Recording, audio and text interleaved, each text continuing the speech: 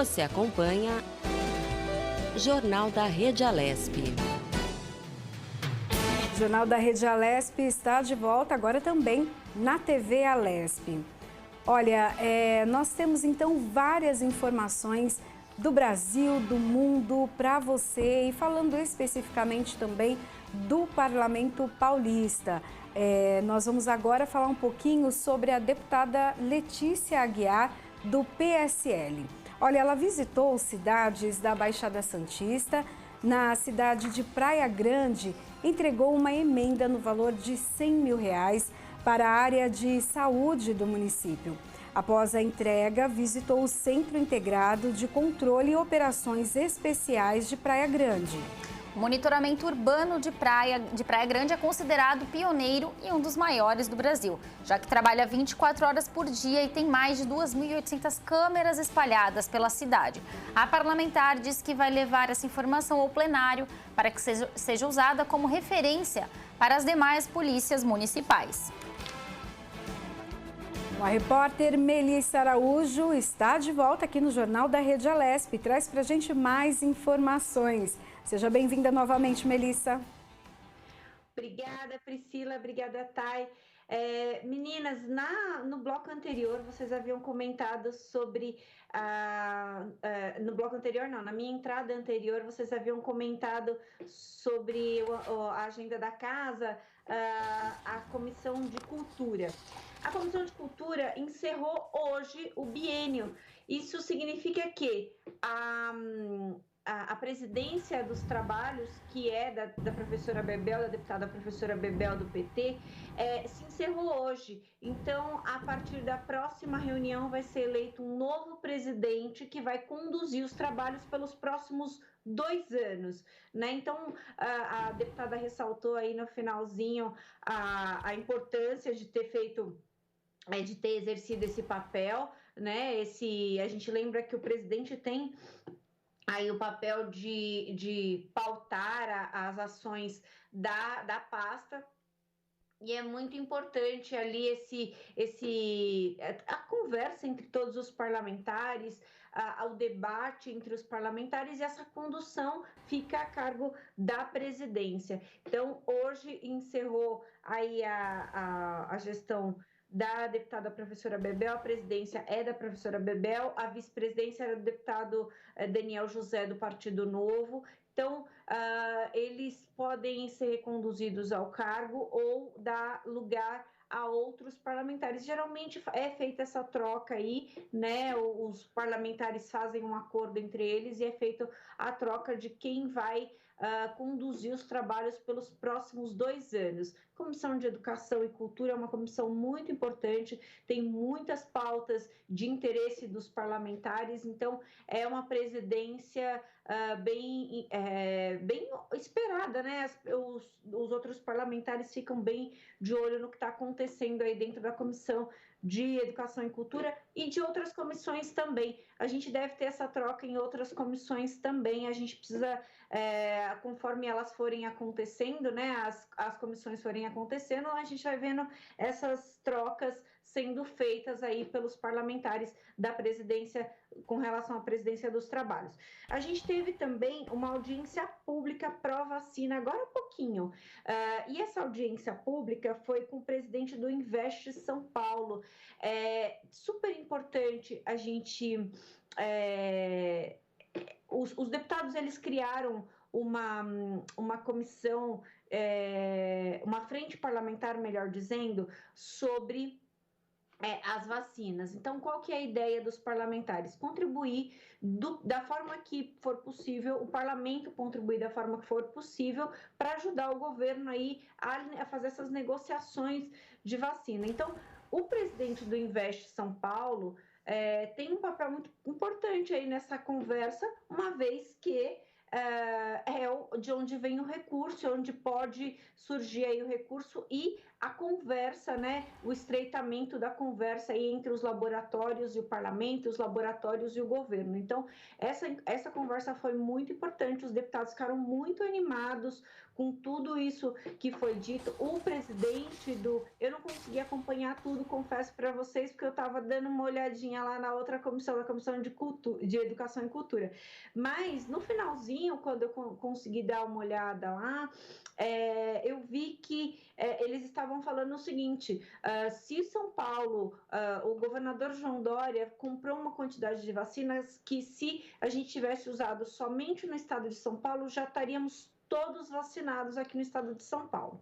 Porém, a gente tem que pensar o seguinte: não adianta vacinar um estado e o entorno não estar vacinado. Então, nesse pensamento, o governador foi cedendo as doses porque outros estados não tinham nada. Então, quer dizer, de uma forma justa, outras pessoas também têm oportunidade de vacinação. A gente só consegue resolver o problema da pandemia quando o país inteiro tiver no mesmo nível de vacinação, no mesmo nível de imunização. Então, isso é extremamente importante. Por isso, inclusive, que eles querem agilizar esse processo de compra de cada vez mais vacinas para que a gente tenha, de fato, opções e que, se for o caso de outros estados também integrarem essa conversa, tudo bem, não é esse o problema.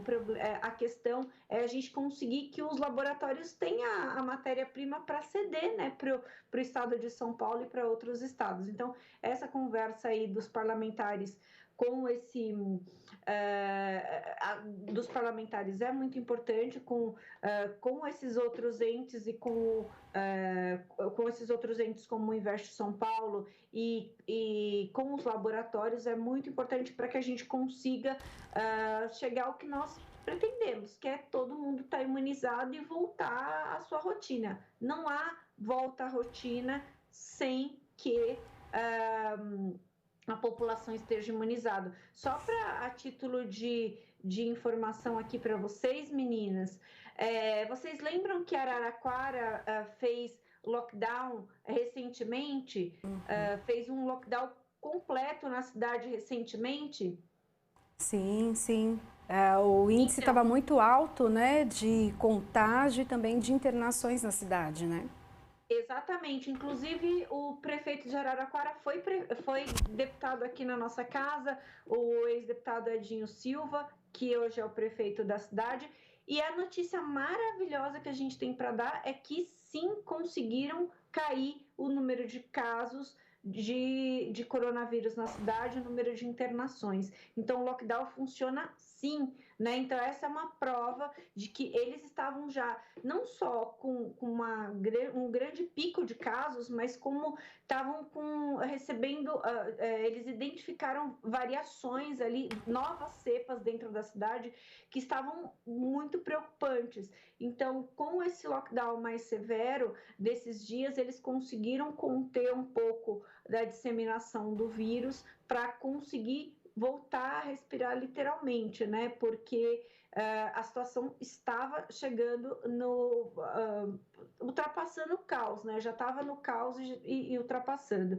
Então, eram essas as informações que eu tinha para vocês, mas só para completar rapidamente, meninas, amanhã a gente tem.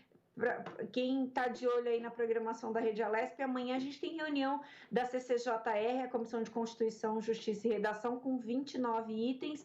Tem a Comissão de Direito de Defesa do Consumidor, tem ato solene da deputada Érica Malunguinho pelo projeto 404 de 2020, que fala sobre a população negra, direito à história e memória e à reparação. Então, a agenda da casa está movimentada. Como eu havia comentado na entrada anterior, a gente está com esse ambiente, mais em ambiente virtual em função da pandemia, mas a casa está funcionando de vento em popa, como sempre, desde o começo da pandemia. Então, as atividades dos deputados, as comissões estão funcionando, estão operando e os deputados estão na atividade aí para ajudar também a mitigar a pandemia e a dar funcionamento aí para as ações importantes do estado de São Paulo. Eram essas as informações que eu tinha para vocês. Vocês têm alguma dúvida? Não, você passou todas as informações para nós, né, de forma clara. Então está tudo bem esclarecido. Muitas atividades aqui agora de forma virtual, né, aqui na Assembleia Legislativa, por conta da fase vermelha. E nós seguimos tanto com as atividades ali no plenário, mas agora plenário virtual, e também as reuniões. Lembrando, né, Melissa, você falou que a mudança, né, da presidência, então, da Comissão de Educação e Cultura acontece agora, até por conta da mudança de mesa, e a votação acontece agora no dia 15, né? Exatamente. Deve mudar, a tendência é que mude todas, porque elas são eleitas mais ou menos nas mesmas épocas, né? Então, nas próximas reuniões, a gente já deve ter o anúncio, como eu falei, como eu havia antecipado, de mudança das mesas das respectivas comissões, das comissões permanentes da casa. Tá ok. Muito obrigada pelas suas informações. Um ótimo dia para você e a gente segue aqui com o Jornal da Rede Alesp. Obrigada, meninas. Boa tarde. Obrigada, Boa Melissa. tarde. Olha, a pandemia de Covid-19 deixou todo mundo mais pobre, mas terá um efeito especialmente duro na economia brasileira. É o que, embora tenha caído menos do que outros países em 2020, o país vai demorar mais a se recuperar deste baque. Afinal, já vinha apresentando dificuldade para crescer antes da pandemia e está atrasado no combate ao coronavírus. Segundo a Fundação Getúlio Vargas, o país avançará menos do que seus pares, continuará perdendo posições no ranking das maiores economias do mundo neste ano e está cada vez mais pobre. De acordo com o estudo da FGV, o ano de 2021 começou com 27 milhões de pessoas, 12,8% da população, na miséria. Pelos cálculos do Instituto Brasileiro de Geografia e Estatística, o Produto Interno Bruto, PIB do Brasil, caiu 4% em 2020.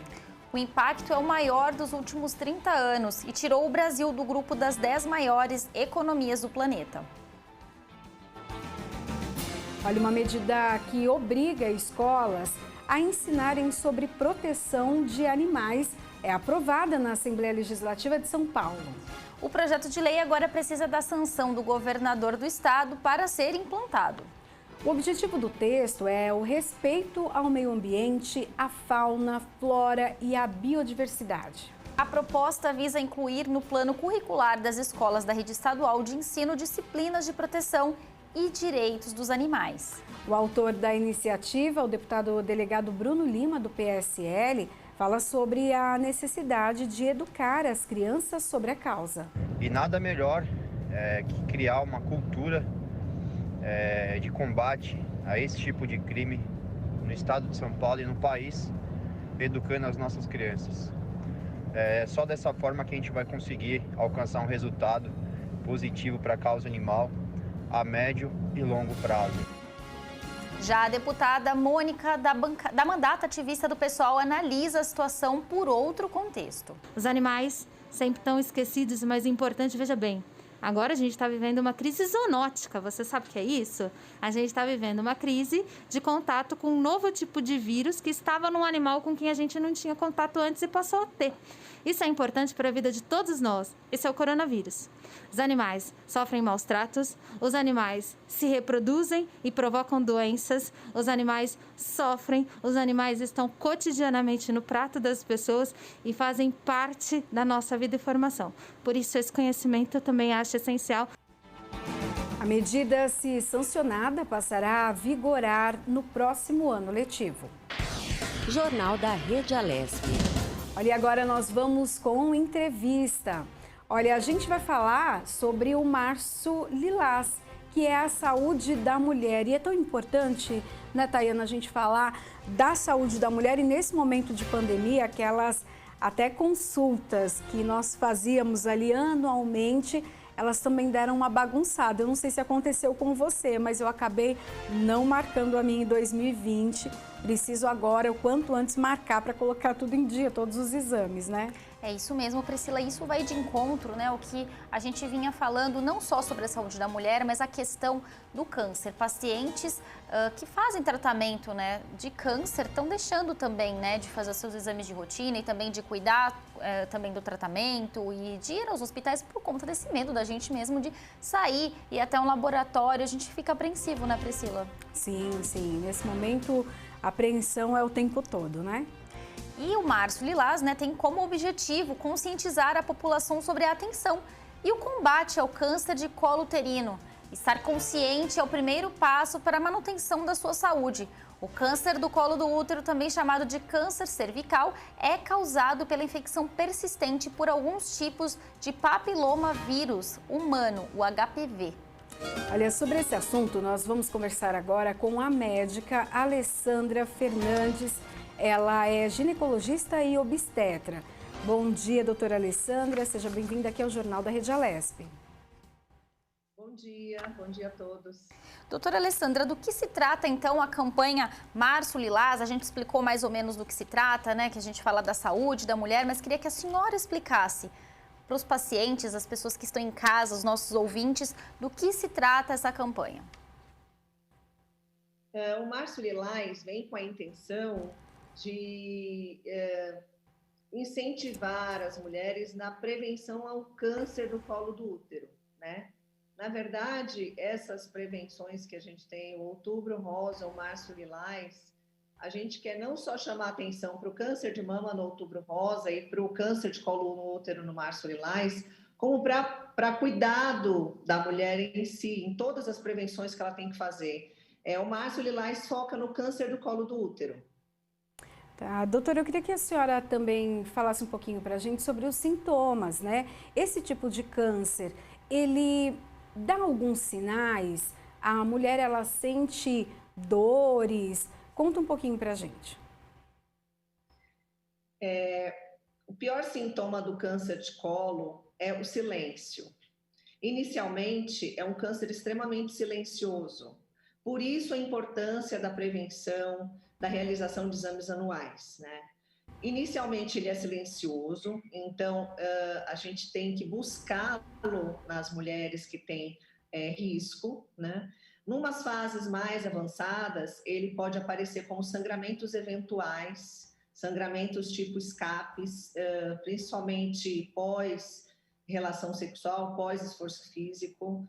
Em estágios mais avançados, ele pode causar dores pélvicas, infecções de repetição, infecções vaginais de repetição. Mas, como eu falei, né, o pior é o silêncio inicial e a dificuldade da gente conseguir diagnosticar o câncer de colo nas fases iniciais, que é tão importante para cura e tratamento. Agora, há fatores, né, de risco aí que aumentam a chance da mulher desenvolver essa doença. A gente fala muito sobre a questão da mulher que tem HPV, que teve HPV, mas eu queria que a senhora explicasse melhor, então, quais são, né, esses tipos de riscos que aumentam aí a chance de ter o câncer do colo de útero? Atualmente, o câncer de colo de útero ele está altamente associado aos subtipos do HPV de alto risco, né? Obviamente que existem fatores como início da atividade sexual precoce, como múltiplos parceiros relacionados a mulheres jovens e meninos jovens, mas o maior risco que está associado a perto de 90% dos cânceres de colo de útero é o HPV de alto risco. Então, a gente tem que sempre estar fazendo os exames de rastreamento, o Papa Nicolau, a pesquisa de HPV, para buscar esses subtipos de HPV no colo do útero, no caso do câncer, localmente no câncer de colo de útero. Essa é o maior índice de risco para o câncer de colo do útero é o HPV mesmo. Uhum. E daí uma maneira, então, de prevenção é a vacina ou tem outras também?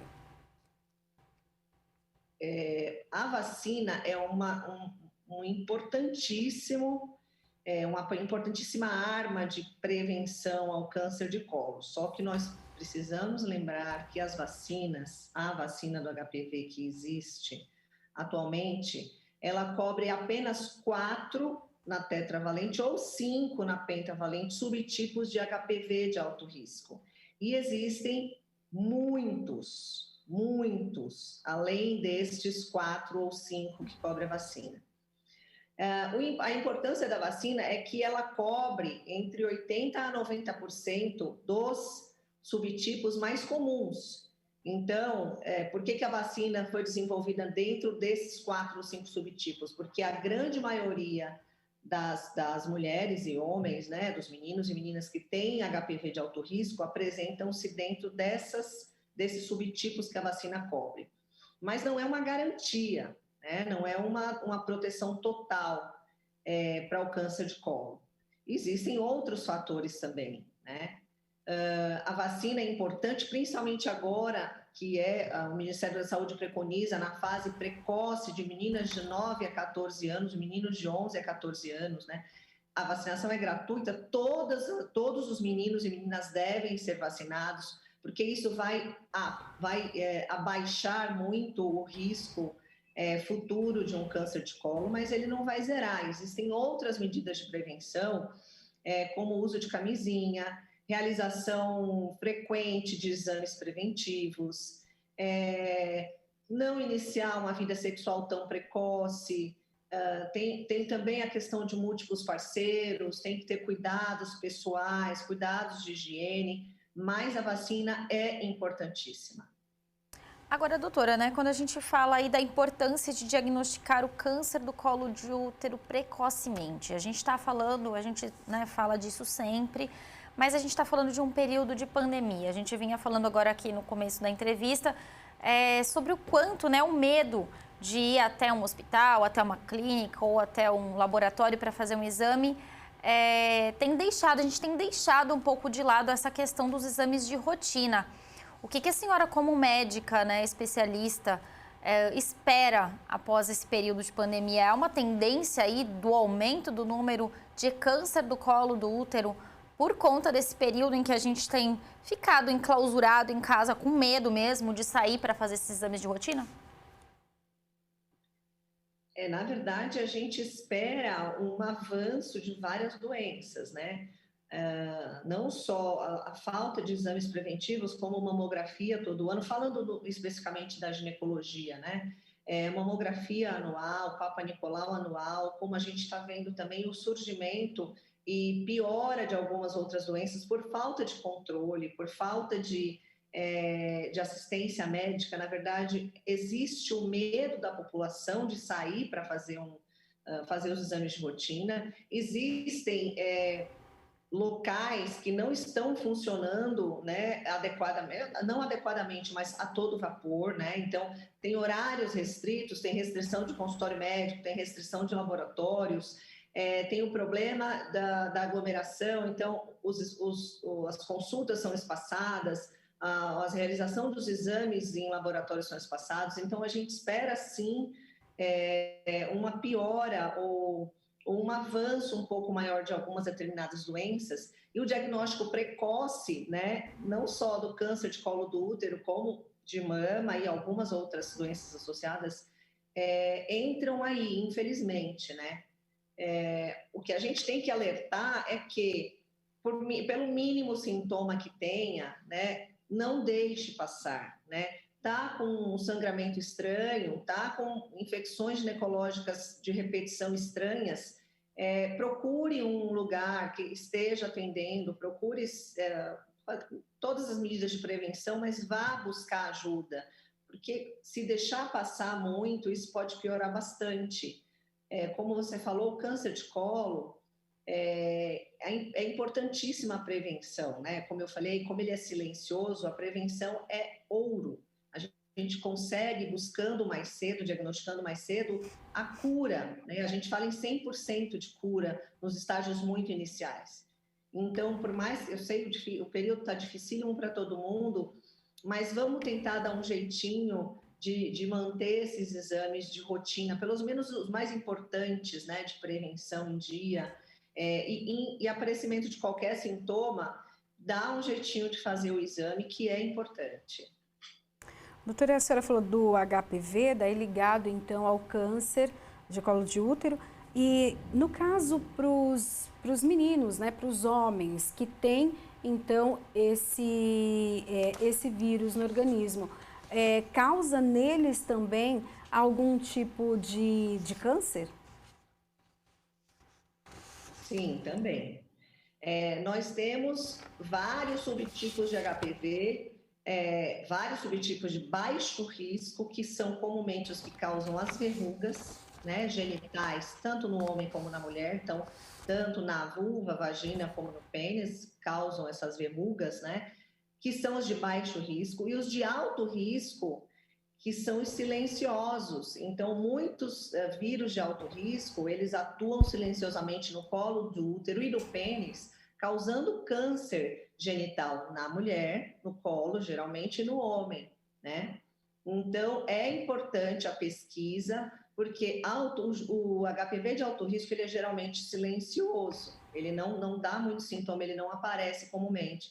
Então, deve ser feito exame de prevenção rotineiramente, deve ser pesquisado, porque em homens também causa câncer de pênis.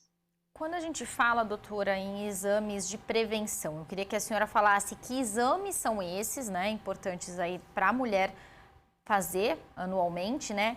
De quanto em quanto tempo, realmente anualmente, ou precisa fazer com mais frequência? Quem precisa fazer com mais frequência? E a partir de que idade, né, pode ser realizado esses exames? O exame mais importante, mais comum, porque é fácil fazer e é fácil o resultado, é o Papa Nicolau, né? É o exame que ninguém pode deixar de fazer.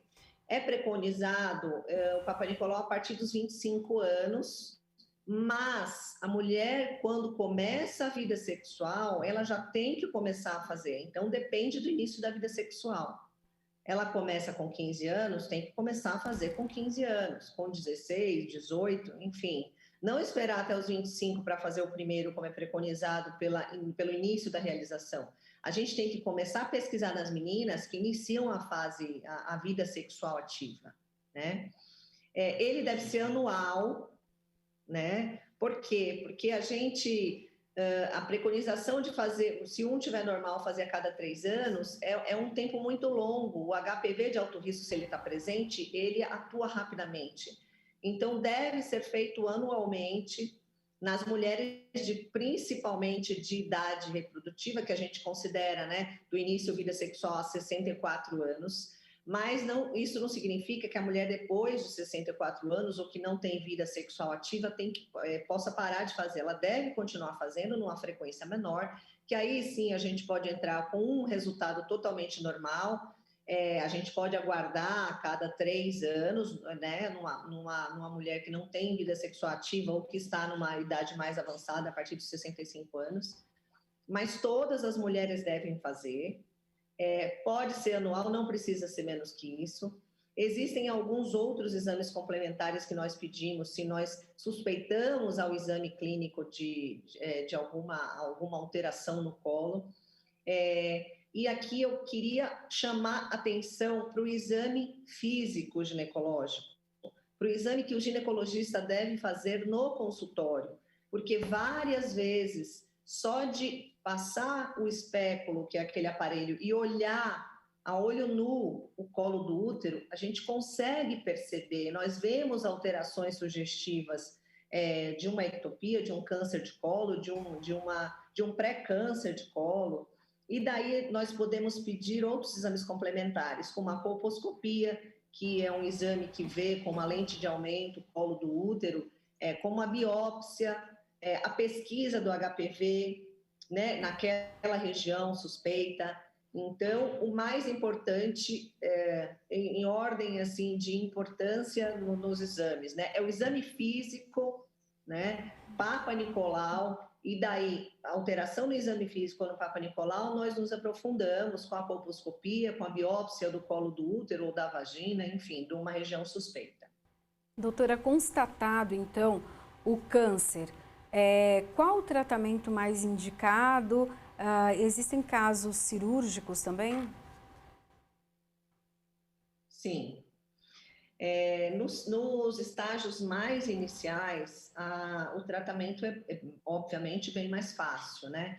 Então, nós podemos tratar localmente, tirando a região afetada do colo, fazendo um CAF, que a gente chama, que é tirar um pedaço superficial, ou uma conização, que é tirar um cone do colo nos estágios iniciais. Então, daí conseguimos manter o útero, conseguimos manter o colo do útero, um pedaço ainda, ou o útero, né? Nos estágios iniciais. Nos estágios mais avançados, né? Nós podemos entrar com a cirurgia, mas é uma cirurgia bem ampliada nos estágios avançados, onde se é retirado o colo do útero, ovários, trompas, todos os órgãos genitais da região pélvica. Entra-se também com quimioterapia e radioterapia. Radioterapia é um tratamento local com a emissão de radiação e quimioterapia é um tratamento venoso. Agora já existe quimio oral também, mas nos estágios mais avançados é radioterapia e quimioterapia, cirurgia ampla, né, de órgãos pélvicos, tendo que abrir cavidade, tirar todos os órgãos pélvicos. Por isso a importância do diagnóstico precoce, porque a gente consegue tratar localmente com um pequeno procedimento cirúrgico, muitas vezes realizado em hospital dia, às vezes até no consultório, dependendo, quando o câncer é pré-câncer ou é um câncer muito incipiente, a gente consegue fazer um tratamento com cirurgia minimamente invasiva local, né? Não precisa depois de rádio nem quimioterapia, nos estágios bem precoces. Então, quanto mais a gente demora, maior é a cirurgia e aí já vem associada com quimioterapia e radioterapia. Quero agradecer então a participação da doutora Alessandra Fernandes, ginecologista e obstetra, que falou com a gente um pouquinho sobre o Março Lilás. Obrigada, doutora. Obrigada, muito obrigada pelo convite. Bom dia. Obrigada, ótimo dia para a senhora também. A prevenção é tudo, né? Existem cânceres que têm ali a taxa de 90% de cura quando tem o diagnóstico precoce. A gente tem até muitas falas, né? E uma delas acaba falando que quem procura, acha, né? Então tem gente que fala, não quero procurar porque quem procura, acha. Só que quem acha, cuida. Então o ideal é isso. A gente segue aqui com o jornal da Rede Alesp. Olha, os aprendizados com o home office durante a pandemia de Covid-19 serão essenciais para o novo modelo de trabalho híbrido que muitas empresas irão adotar. Segundo Laura, mãe de Martim, especialista em produtividade do Google. Em recente entrevista para uma renomada publicação voltada ao mercado de economia e negócios, Laura contou que o segredo para ser eficaz é entender como a pessoa trabalha melhor, se em período, sem interrupção ou em horas picadas, e se planejar com base nisso.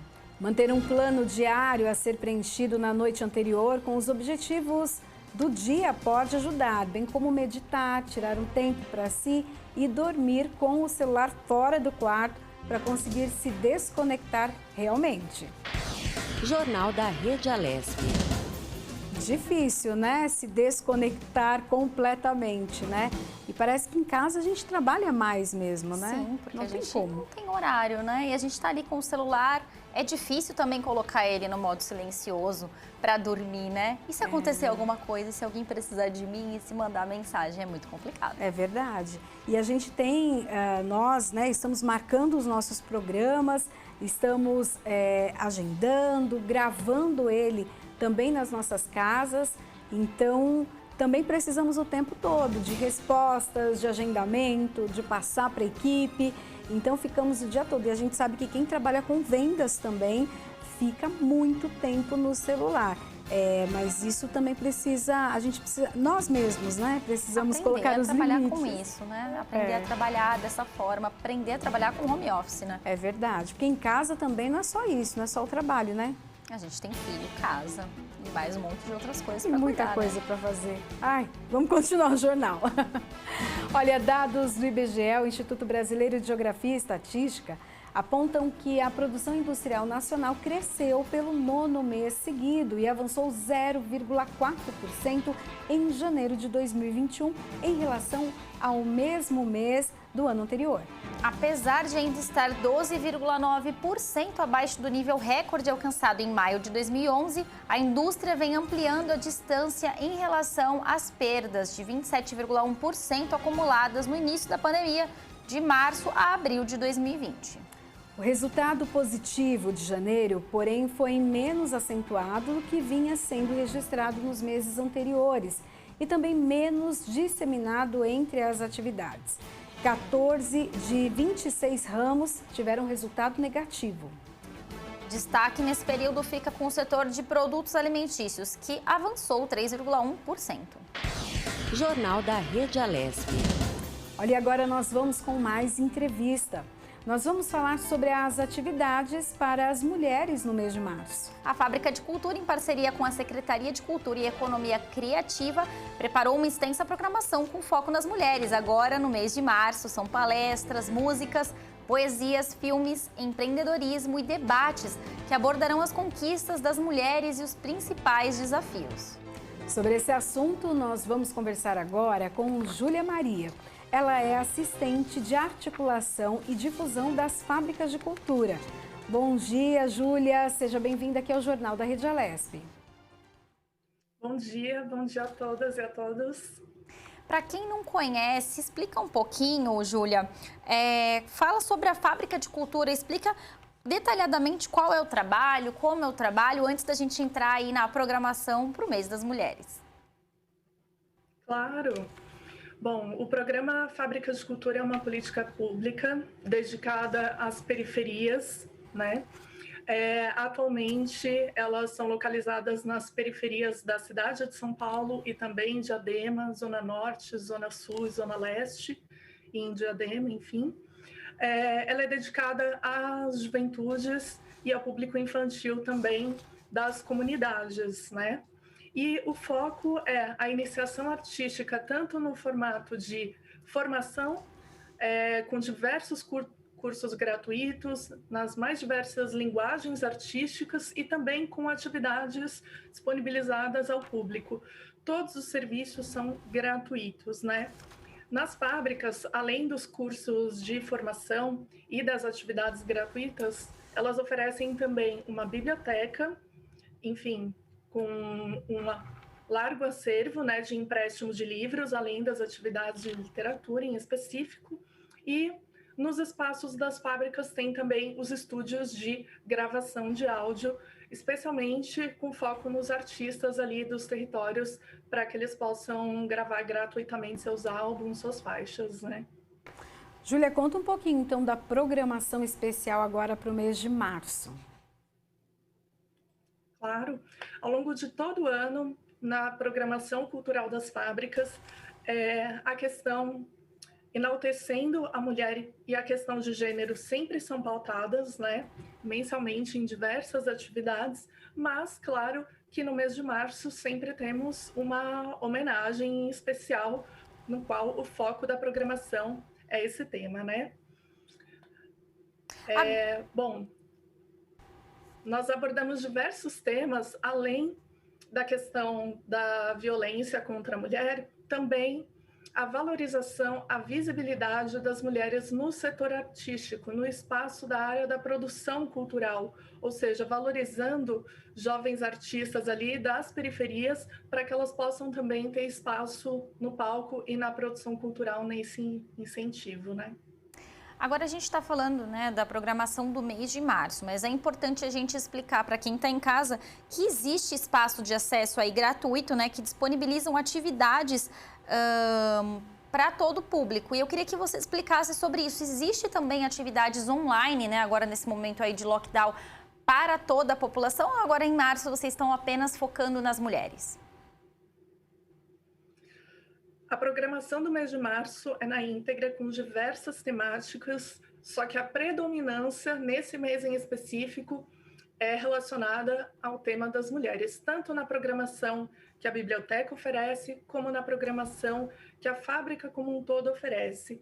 A programação cultural ela é sempre gratuita, Então, o público pode simplesmente entrar no perfil do Facebook, no perfil do Instagram ou no perfil do YouTube das Fábricas de Cultura e entrar ali de acordo com os horários das atividades. O pessoal pode encontrar esses horários da programação e tudo mais no site fabricasdecultura.org.br, onde tem ali um release e todos os detalhes sobre as nossas atividades e planejamento com datas, horários e qual a plataforma online, né? Porque nesse período de pandemia, sem dúvida, assim como, enfim, diversos serviços precisaram se adaptar, na área da cultura a gente também precisou se adaptar. Então, do presencial, tivemos essa adaptação para a versão online. Portanto, todos os serviços continuam sendo oferecidos, tanto os cursos como as atividades de difusão cultural, sempre na versão online e gratuita para o público. Fala um pouquinho para a gente das atividades, né? Eu estou vendo aqui que tem música, discussão também, traz aqui temas para discussão, tem poesia. Conta um pouquinho para a gente. Exatamente, temos diversos destaques aqui. Um desses destaques, inclusive, é relacionado tanto ao Mês da Mulher quanto ao centenário do movimento modernista, que é a atividade Pagu, a Musa dos Movimentos Modernistas, que é um bate-papo sobre a trajetória da Pagu, qual foi a história dela nesse movimento e a participação dela, né? Essa atividade vai acontecer no dia 20, às 8 horas, no IGTV. E temos atividades nas mais diversas linguagens, como você disse, né? Vale enfatizar, tanto em literatura como música, rodas de bate-papo, apresentações de teatro, contações de história, encontro com o autor, até mesmo apresentação de filmes, digo, no âmbito cinematográfico mesmo, profissional, né? Algumas atividades que vale destacar que são com um perfil relacionado ao tema da mulher, são algumas como Conexões Urbanas Femininas, com a DJ Dona, que ela conta um pouquinho também a respeito da sua trajetória e da dificuldade que ela teve, por exemplo, na linguagem do hip hop, né, que, querendo ou não, tem uma trajetória aí em que as mulheres precisam conquistar os seus espaços, né, e essa atividade vai ser justamente hoje, às 7 da noite, no IGTV. Temos também uma atividade relacionada à literatura, que é Gasolina e Fósforo, Meu Corpo em Chamas, que é o lançamento de um livro muito bacana, também a respeito do perfil de uma mulher da comunidade, né? Que será no dia 16, na próxima terça-feira também, às 7 horas, e no IGTV também. Uma que é bem bacana também é O Poder do Feminismo na Música, com Domenica David, que é da banda Filosofia Reggae. Essa banda é uma banda tradicional do reggae formada apenas por mulheres também, e ela também vai, além de tocar um pouco, né, contar um pouquinho da sua trajetória, que vai ser no dia 18 de março, quinta-feira, às 7 horas, no Facebook. E relacionada à poesia e às mulheres, a atividade Potências, poesias de Ayana e Jéssica Campos.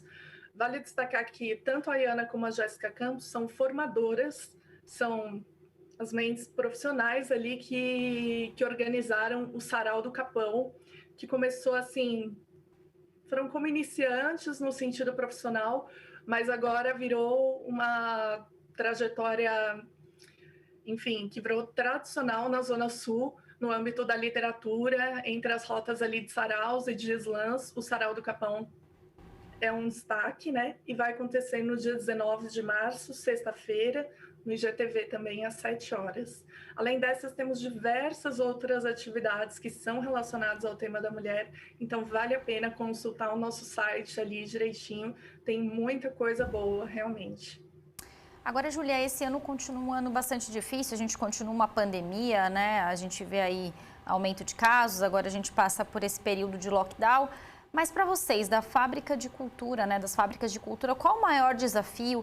E também para esse ano, né, de 2021, existe aí uma perspectiva de uma volta híbrida das atividades, né, ou uma volta aí presencial? Como que está essa questão? Conta pra gente. Nesse sentido, vale destacar que as fábricas estão seguindo completamente o Plano São Paulo, estão no acompanhamento de forma estreita com esse plano, então estamos respeitando todas as questões dos protocolos de higienização, quando necessário, ou do fechamento mesmo das próprias fábricas, como nessa situação vermelha elas se encontram, atualmente fechada ao público no âmbito presencial, mas estamos nos adaptando com esse desafio de continuar a movimentação no âmbito cultural, só que na versão online estamos tendo um grande sucesso com relação a isso. O que nos faz pensar que, sem dúvida nenhuma, quando nós voltarmos no presencial, se der tudo certo, né, no âmbito da vacina, no Plano São Paulo, quando estivermos ali permitidos de voltar ao retorno presencial, né, sem dúvida nenhuma, o funcionamento será híbrido, ou seja, teremos atividades tanto online quanto presenciais quando nós retornarmos, né, nesse pós-pandemia. É verdade, há uma expectativa muito grande, né? Você falou da adesão, então, das pessoas. Você já percebe que há um movimento grande para que as pessoas possam assistir, né, esses eventos e também ter as casas de cultura ali na periferia, né? Todas elas estão em locais em que há um grande número de pessoas. Levar cultura para essas pessoas, o que pode impactar na vida delas? Olha, um dos impactos que nós percebemos nitidamente é a profissionalização dos próprios artistas das periferias, né? Que no início, na implantação desse programa, que começou ali em 2011, 2012, né? Os primeiros espaços físicos do programa, né? Nós percebemos que havia uma certa dificuldade desses artistas em como apresentar a sua proposta, seu projeto, tudo mais. E, enfim, 9 anos se passaram, né? E aí agora nós estamos recebendo diversas propostas que são de artistas ali das comunidades, mas que agora já vêm muito mais estruturadas, muito mais profissionalizadas e que a gente vê que tanto a partir das fábricas, eles estão começando a ampliar essas ofertas, né, da produção artística deles para outros equipamentos culturais também, enfim, não só especificamente nas periferias, mas também no eixo do centro da cidade, o que é uma grande valorização, que isso significa maior espaço para essa produção periférica. Júlia, quem quer participar da programação aí das fábricas de cultura nesse momento aí, a maioria online, como faz? Explica pra gente, explica para quem está em casa qual o caminho aí, se precisa fazer uma inscrição. Para a programação cultural como um todo, ela é absolutamente gratuita, não é necessário fazer inscrição. A pessoa pode ali conferir no nosso site direitinho qual atividade ela tem interesse de maior destaque, acompanhar sempre o nosso Instagram e o nosso Facebook, onde nós divulgamos as atividades mais próximas ali da semana, do final de semana, né? E aí só a pessoa entrar na plataforma onde está indicada que vai acontecer aquela atividade, se é no YouTube, se é no Face, se é no Instagram mesmo, e entrar ali no horário. Simples assim, não precisa de inscrições. Tá, Júlia, nesse momento, né, o mês da mulher, né, então, passamos agora o Dia Internacional da Mulher, mas comemoramos durante o mês todo com várias atividades, aí teremos, então, esta que é cultural. É um momento também de discutir, né, trazer essa questão da mulher que passa por inúmeras situações, né? A gente vê que dentro da música, dentro da arte, ainda ela enfrenta, pode ser o preconceito por ela ser mulher ou o preconceito por conta da cor. Ela precisa sempre superar limites, né? Isso com certeza, né?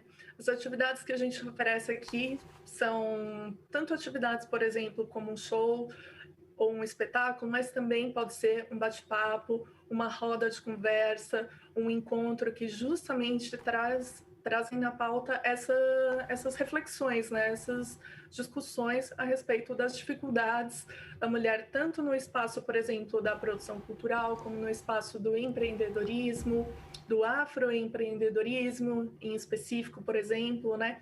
Então, diversas temáticas das dificuldades das mulheres, a gente também conversa, a gente também reflete, e isso também entra na pauta das programações, sem dúvida nenhuma.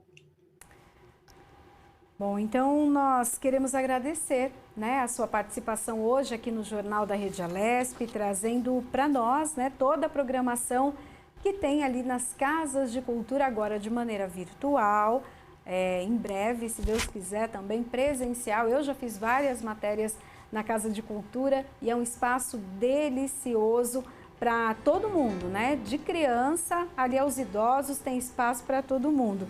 Muito obrigada, viu, Júlia Maria, pelas suas informações. Eu que agradeço. Obrigada, viu? Bom dia aí para vocês. Obrigada. Bom, e a gente continua aqui com o Jornal da Rede Alesp, trazendo tudo que é do Parlamento Paulista para você estar bem antenado e ter todas as informações. Olha, o deputado Dirceu Dalben, do PL, anunciou a conquista de mais R$1.900.000 via emenda parlamentar para a cidade de Sumaré. Esse valor será destinado para a realização de obras de pavimentação e recapeamento das ruas e avenidas. No ano passado, o parlamentar já conquistou R$5.800.000 em recursos para o município. Somados a essa emenda, as verbas ultrapassam R$7.700.000 para a execução do Programa Municipal de Recapeamento Contínuo. O deputado destacou que, desde o início do seu mandato, também já foram destinados R$3,5 milhões para o custeio da saúde e mais R$440.000 para a instalação de academias ao ar livre. A quantidade de ruas pavimentadas e em condição de tráfego representa um grande avanço nesta área para a cidade.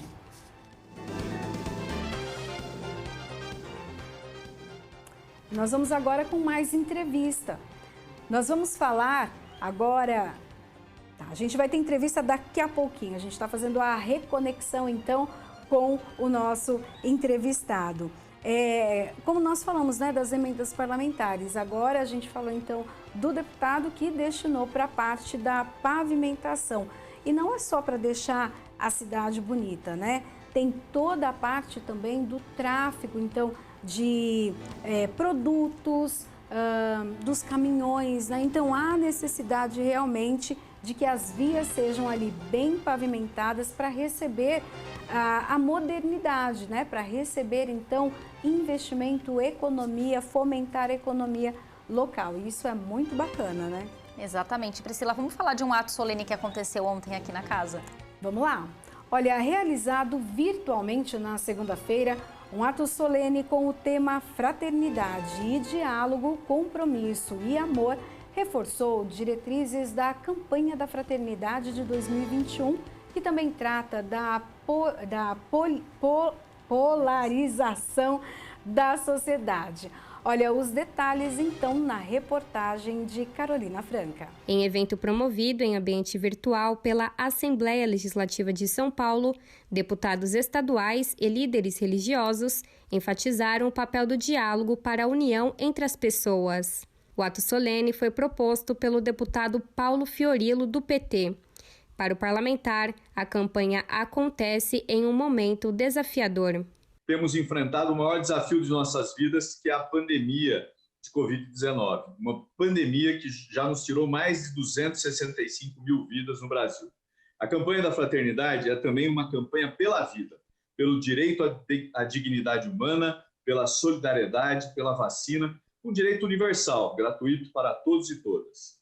Esses são os nossos desafios ressignificados na campanha da Fraternidade Ecumênica de 2021. Arcebispo de São Paulo, Dom Odilo Scherrer, reforçou que o tema é propício devido à polarização atual. Primeiramente, nós vivemos um tempo de muita polarização, de sociedade dividida, de uma cultura, eu diria que está doentia, está com um vírus muito perigoso, né? Um vírus muito perigoso contra o qual não existe uma vacina do Butantan, mas existe claramente a vacina, né, do diálogo, da busca perseverante, da busca muito lúcida, do diálogo, sim, diálogo paciente, diálogo perseverante, para que se possa chegar a superar eu diria, essa divisão, essa polarização que marca não somente a vida política, mas marca, no fim, também a vida social, a vida até das famílias, a vida cultural, e marca o interior das nossas próprias igrejas. É inútil dizer que não, porque de fato assim acontece. Coordenadora da Frente Parlamentar pela Liberdade Religiosa, a deputada doutora Damares Moura, do PSDB, destacou que é preciso cultivar a tolerância. Certamente este ato é parte de um esforço que talvez nunca tenha sido tão urgente e tão solene quanto os esforços que estão sendo feitos neste momento, em que nós enfrentamos a maior crise emergencial de saúde pública dos últimos 100 anos. E é um momento tão especial e tão adequado para nós exercermos a fraternidade, exercermos a solidariedade, exercermos a tolerância, exercermos o respeito de uns para com os outros, seja em que espaço de convivência humana for, né? Tolerância nas relações políticas, tolerância nas relações entre religiosos. Realizada todos os anos no tempo da Quaresma, período de 40 dias que antecede a Páscoa, a campanha da fraternidade é resultado da parceria entre igrejas cristãs.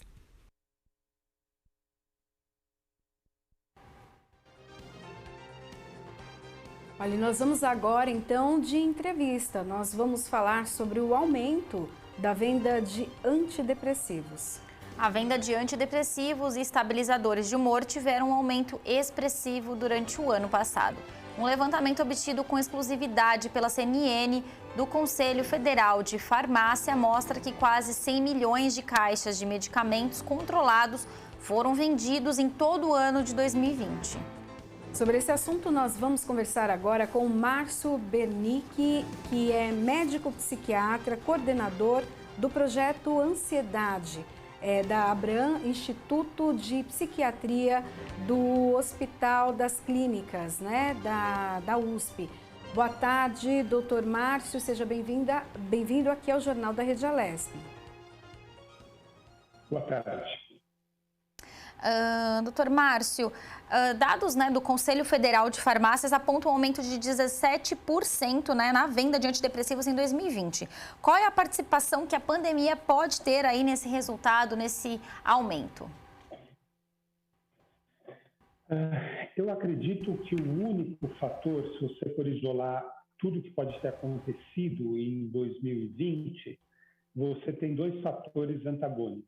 Um é que houve uma certa crise econômica que normalmente leva a uma diminuição na prescrição e no uso de medicamentos, e, por outro lado, você teve a pandemia, que todos nós sabemos, né, que levou a um aumento expressivo de sofrimento emocional e agravamento dos quadros de doença mental, ansiedade e depressão em particular, e principalmente pacientes que estavam bem tiveram uma reagudização.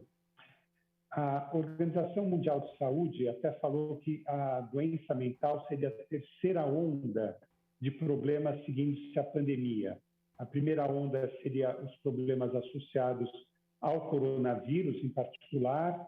Uma segunda onda seria doenças médico-sistêmicas que foram negligenciadas durante esse primeiro período de ataque à pandemia, e após disso veria uma terceira onda pelo estresse, sofrimento e perdas causadas pela própria pandemia de coronavírus. Quando a gente conversa com pessoas da área da saúde, eles relatam que a situação que acontece então nos hospitais, principalmente esses profissionais que estão ali na linha de frente, é como se fosse uma guerra, né? Então, há um impacto muito grande na vida deles de uma forma emocional. Eu queria que o senhor falasse um pouco disso e também se já foi notado que esses profissionais da área da saúde vêm recorrendo à medicação, seja ali para dormir, para se acalmar ou até para se manterem alerta por tanto tempo por conta dos atendimentos. Acho que esse fenômeno dos profissionais usarem medicamentos para se manter alerta, isso não existe. Eu acho que a própria adrenalina do ambiente de trabalho, pronto-socorro e UTI é suficiente. Pelo menos eu não conheço nenhum caso de profissionais que usem medicamentos para se manter acordado. E, na verdade, o mesmo termo usar, recorrer a medicamentos para lidar com a situação, é uma maneira difícil de você abordar, porque o que toda a literatura mostra que a maior parte das doenças mentais, em particular a ansiedade e depressão na comunidade, ela é muito subdiagnosticada e subtratada. Então, eu não acho que as pessoas usem o remédio para tratar sintomas. Eu acho que, como além de tudo, como é um remédio de venda controlada, você vai precisar ir num médico que faz um diagnóstico e, de certa forma, te prescreva um medicamento para a condição médica, para a doença que você está. Tá? Então, não sei se você usa o medicamento para dormir.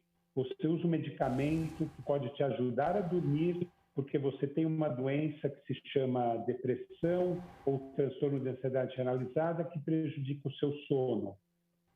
Você entende a diferença de maneira de encarar a questão? Sim, doutora, e dentro dessa questão, né, a gente falando aí de medicamentos, qual a importância de detectar aí que você está com algum problema, que você precisa de um especialista e precisa tomar um medicamento aí para depressão ou ansiedade? Olha, quando a gente fala, por exemplo, de transtornos psiquiátricos, desses transtornos psiquiátricos mais comuns, falando de depressão e ansiedade, deixando um pouco de lado esquizofrenia, transtorno bipolar, autismo, onde são coisas que os sintomas são mais gritantes, você tem situações que existe uma continuidade com a vida psíquica normal. Todos nós já ficamos tristes, mas isso é muito diferente de uma depressão, e todos nós já tivemos preocupações ou ansiedades, mas isso é muito diferente da ansiedade patológica ou da ansiedade generalizada ou do transtorno do pânico. E a gente costuma diferenciar, colocar o sarrafo que diferencia o normal do patológico, quando você tem, os americanos falam em 3Ds, que é Distress, Disability, Disadvantage, mas em português não é tão combinadinho assim, mas quando você tem sofrimento excessivo imposto a si mesmo ou aos que estão em volta de você, incapacitação, você é incapaz de desempenhar sua vida profissional, sua vida pessoal, você tem muito prejuízo nesse desempenho, ou muito prejuízo na competição com as demais pessoas da sociedade que não têm a patologia, você coloca o sarrafo que a partir daí é uma patologia, que a gente chama um transtorno médico-mental, e que merece um tratamento. O tratamento nem sempre é farmacológico, pelo menos, por exemplo, na minha área, que é transtornos de ansiedade, fobias específicas, fobia de altura, chuva, pequenos animais, insetos, fobia de sangue, podem ser tratados apenas com psicoterapia. Outras patologias se beneficiam mais de um tratamento combinado de medicamentos e psicoterapia. Teve um estudo curioso publicado, foi avaliado uma região da zona sudoeste de Londres, em que se viu que numa região que tinha bons médicos clínicos gerais, tinha boa referência de psiquiatras, só 1 em cada 4 pacientes na comunidade no ano anterior que desenvolveu depressão conseguiu receber a medicação adequada e 1 em cada 6 pacientes com ansiedade generalizada, por exemplo, conseguiu receber. Um dos grandes bloqueios, principalmente entre os homens são muito ruins de ir no médico, mulher é melhor, é a pessoa chegar a procurar o profissional. Menos da metade fazem isso. E dos que buscam o profissional, muitas vezes o problema não é identificado e não é tratado. Por isso que eu sempre falo que a ciência é bem clara, todos os trabalhos científicos, de que, infelizmente, são problemas muito comuns e, infelizmente, eles são subtratados. Agora, doutora, a pandemia, né, pode gerar uma onda, né, de alguns problemas de saúde. O que é esperado para os especialistas na saúde mental? Tá. O que eu observei e o que toda a literatura médico-científica tem apontado são 3 fenômenos distintos. O primeiro, muitos pacientes que vinham se tratando e estavam bem regularmente, eles negligenciaram um pouco. Isso eu observei no Hospital das Clínicas, no meu consultório. Os pacientes não passaram para consultas, ficaram sem receitas, ficaram sem medicamento. E isso aumenta o risco para as patologias que precisam de uso crônico, como, por exemplo, um transtorno bipolar. O paciente não pode ficar sem medicamento. Carbonato de lítio, para dar um exemplo. Então, você teve essa quantidade de pacientes que negligenciaram o seu tratamento. 2, segundo fator, por causa da pandemia, a cadeia de suprimentos de medicamentos foi afetada. Então, alguns medicamentos específicos simplesmente você não encontrava na farmácia, não estavam disponíveis. Isso levou a um grau de sofrimento e estresse muito grande. Um bom exemplo é o carbonato de lítio, que é um remédio importantíssimo e ficou boa parte do ano passado não disponível. Chegou-se a falar até na Câmara dos Deputados em Brasília de que isso era um genocídio, não ter esse remédio disponível à venda. E o terceiro fator é um aumento de casos novos ou recaída de casos que já estavam estabilizados pelo estresse e sofrimento impostos pelo isolamento social, pelo desemprego, pela crise financeira, pela exposição repetida a notícias que são verdadeiras, mas são muito pesadas. Então, uma série de fatores que estão levando, e eu vejo isso todo dia, a um adoecimento emocional e psiquiátrico da população. Desses, eu acho que o pior é o isolamento físico e social de outras pessoas. O senhor acha que os idosos acabam passando por essa situação de uma forma mais severa, já que eles, né, por serem do grupo de risco, ficaram aí nesse isolamento mais forçado, né, a família toda ali, deixando eles dentro de casa 1 ano. Essas doenças podem, então, até ter um efeito maior nos idosos? Podem não, é um fato. É um fato, está sendo observado, está sendo descrito na literatura médica. Eu tenho pacientes de mais de 90 anos desenvolvendo quadros fóbicos por terror, de medo de pegar um Covid. Um paciente meu de 96 anos que pegou Covid, sobreviveu, teve que ser encaminhado para o psiquiatra, porque ele achou que tinha ficado cego por conta do Covid. Não tem nada de errado na vista dele, além do que é normal, catarata, coisas de alguém de idade. Um monte de pacientes que tinham quadros iniciais de demência, tipo Alzheimer, mas que ainda funcionavam muito bem, por sair, por passear, por interagir com a família, e no cortar cabelo, e no shopping, no restaurante. O isolamento levou a um agravamento, uma deterioração do quadro de Alzheimer, e todos os outros é muito importante para a pessoa idosa a interação com familiares, filhos, primos, sobrinhos, netos, bisnetos. E o fato das pessoas não estarem visitando os idosos, muitas vezes com razão, para não contaminá-los, levou a um isolamento que levou também a muita depressão nessa população de terceira idade. Então, você tem todas as patologias, você tem o medo, levando a problemas de ansiedade, medo importantes, você tem o isolamento, a falta de estímulos, levando a agravamento dos quadros demenciais, e o isolamento social dos entes queridos, levando a mais depressão. E mesmo essas tecnologias que a gente usa para não se sentir muito só, como bater papo por WhatsApp ou fazer happy hour virtual online, eu não sei se as pessoas muito idosas têm familiaridade com essas tecnologias, né? Isso deixa o isolamento. O WhatsApp, acho que é uma coisa que, e outros aplicativos sociais, foi uma coisa que aliviaram a solidão durante a pandemia. Agravaram um monte de outros problemas, mas a solidão ajudaram. Quero agradecer, então, a participação de Márcio Bernick, que é médico psiquiatra, coordenador, então, do projeto de ansiedade do Hospital das Clínicas, né, do Instituto de Psiquiatria do Hospital das Clínicas. Muito obrigada pela sua participação e também de deixar esse alerta, né, para todas as pessoas que passam agora por essa situação. É preciso, então, atenção, né, olhar para si e buscar ajuda caso necessário. Muito obrigada.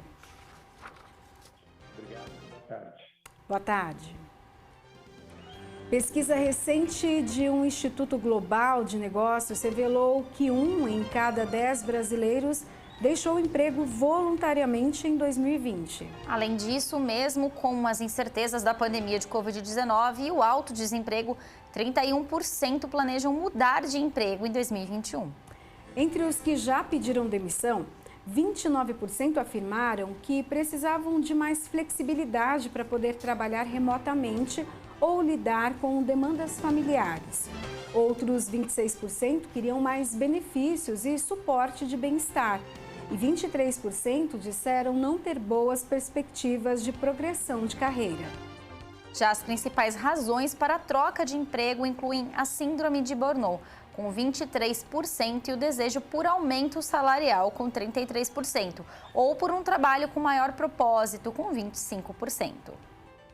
Consultores de carreira profissional alertam que, para investir na mudança de emprego, é preciso ter um currículo otimizado também para a leitura do recrutador quanto à inteligência artificial. Para isso, é bom listar palavras-chave relacionadas à sua atividade em um lugar do documento em que possam ser pescadas facilmente. Outra tendência é das empresas de recrutadores, né, dar então cada vez mais importância às habilidades digitais do profissional.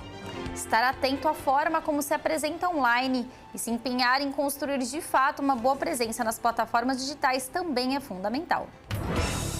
Jornal da Rede Alesp. O posto de atendimento para requerer o bilhete especial do desempregado, localizado na estação Marechal Deodoro, na linha 3 vermelha, passa a funcionar em um novo horário a partir de ontem, né, segunda-feira. O atendimento sempre de segunda a sexta, exceto feriados, tem início às 10 e prosseguirá até às 14. O bilhete especial do desempregado é um benefício concedido ao trabalhador demitido sem justa causa há, no mínimo, 1 mês e, no máximo, 6 meses. A validade do bilhete é de 90 dias. Para requerer o bilhete especial do desempregado, é necessário que o interessado apresente na loja cédula de identidade original, a carteira profissional original também e termo de rescisão contratual, todos os documentos originais. Para obter mais informações sobre o benefício, o metrô disponibiliza o site www.metrô.sp.gov.br e a central de informações, que atende todos os dias, das 5 da manhã até a meia-noite, pelo telefone 0800 77 07722. Jornal da Rede Alesp. Vamos agora com mais entrevista. Vamos falar sobre uma campanha de conscientização sobre tipos de cânceres que mais acometem as mulheres.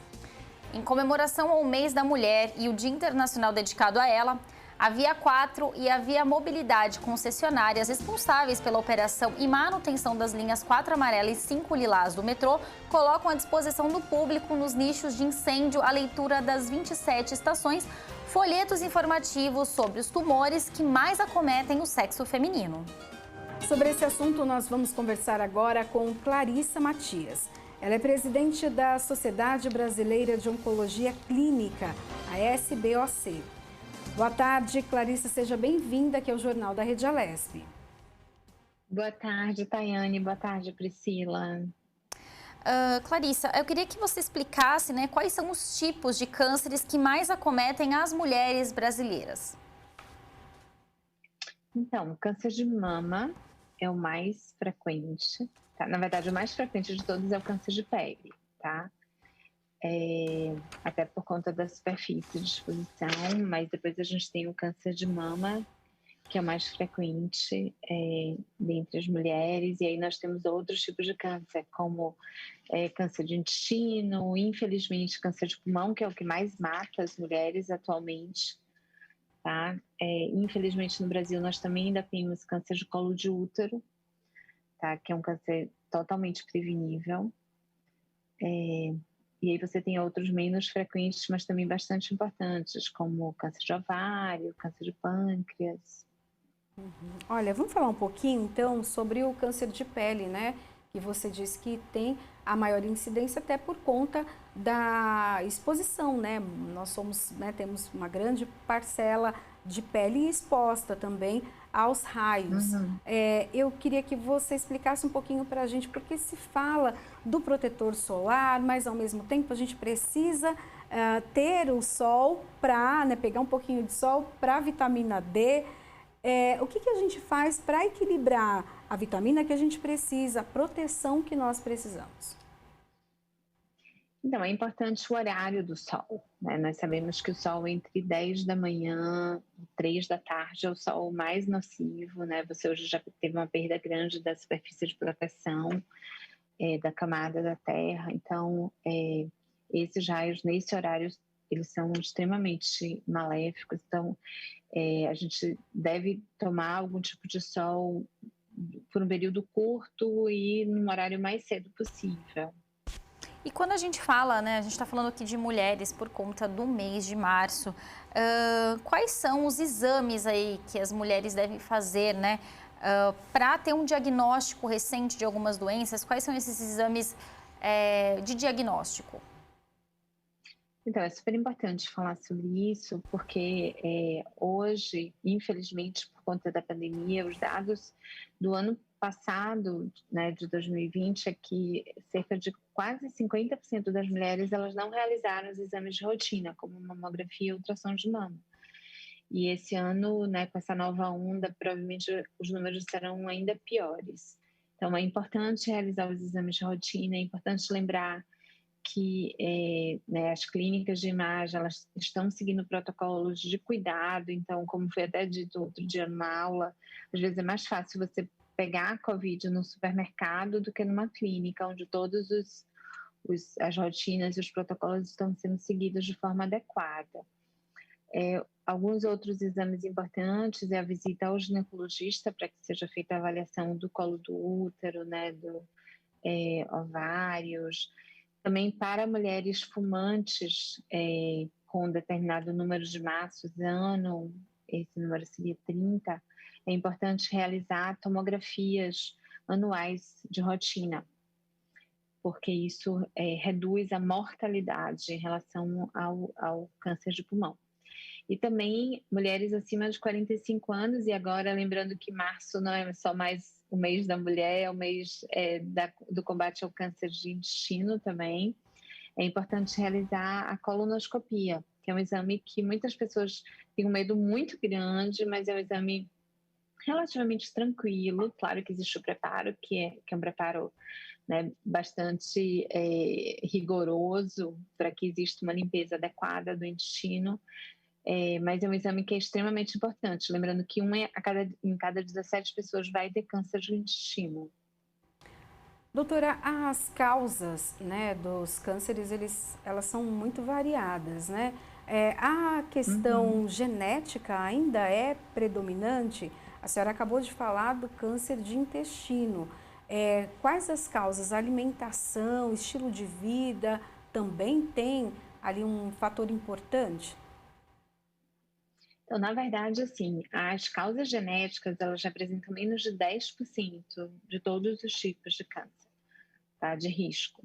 Então, tanto no câncer de mama como no câncer de intestino.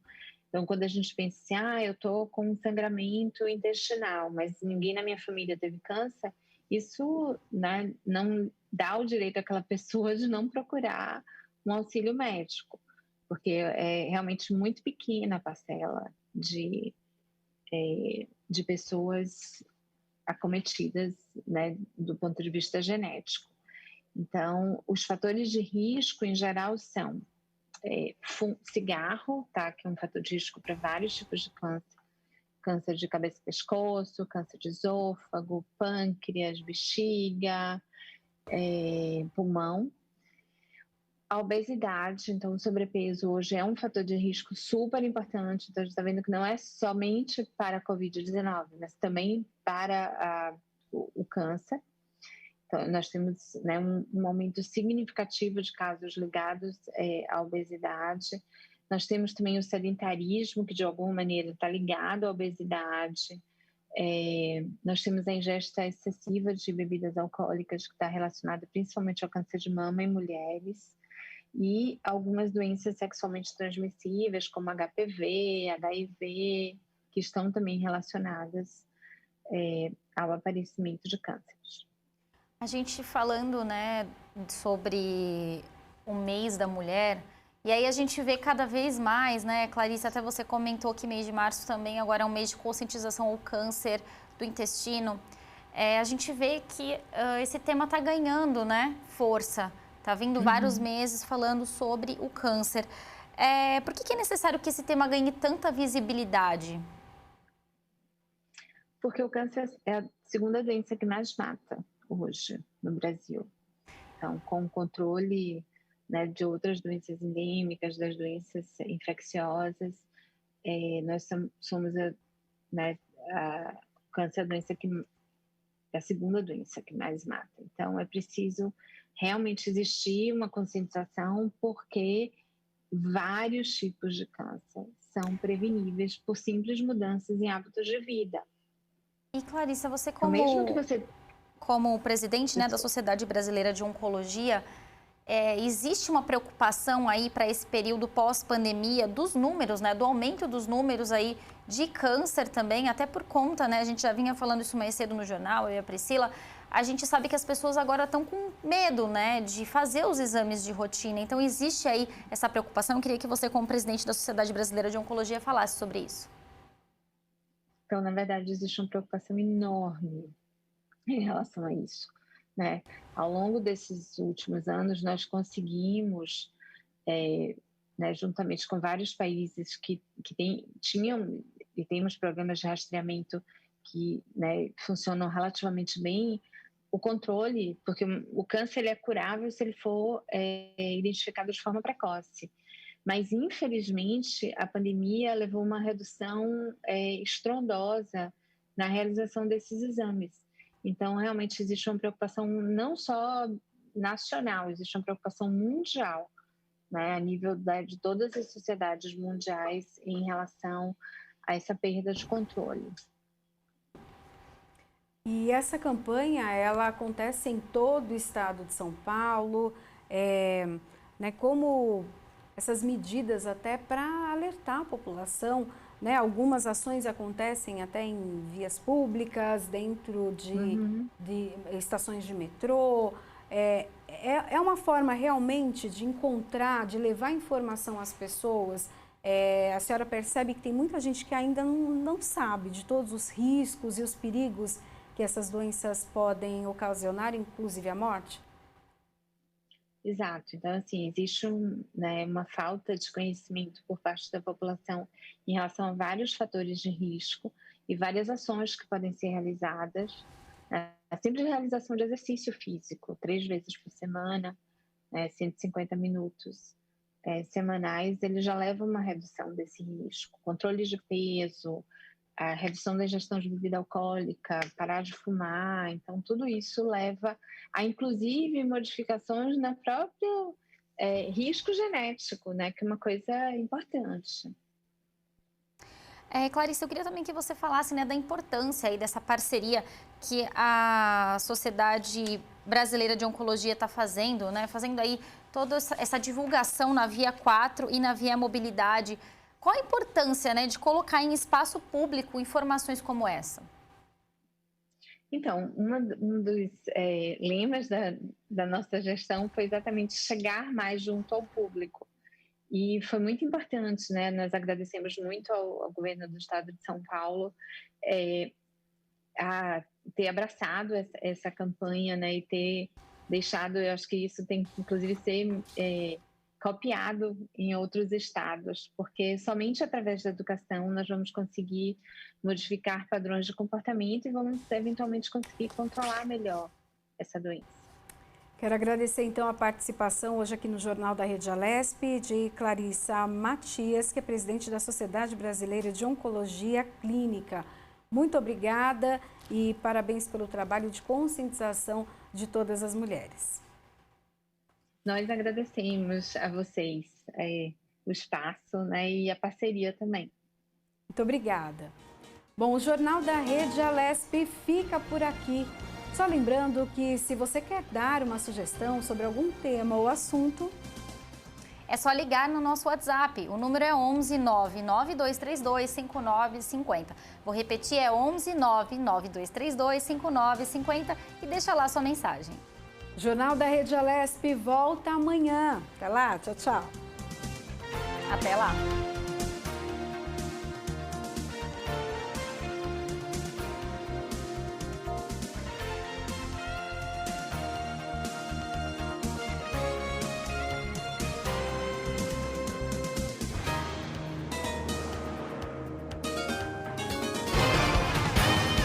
Você acompanhou Jornal da Rede Alesp. Tudo sobre o Legislativo do Estado de São Paulo.